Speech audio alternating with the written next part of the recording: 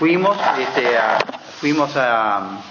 estuvimos con los vecinos. Anteriormente, el día anterior había estado con el capataz general.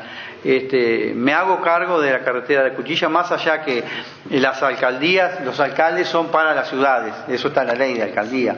Pero, como yo decía anteriormente, la producción y el trabajo y los ingresos de Cardona vienen del campo. Entonces no podemos mirar para el costado con el tema de los... de arreglarle esa carretera.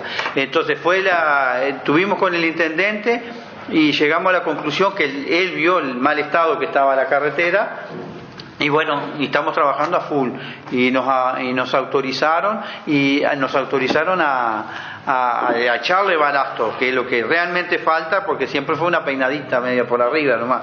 Ahora no, va a quedar bien y me hago cargo de la carretera de Cuchilla.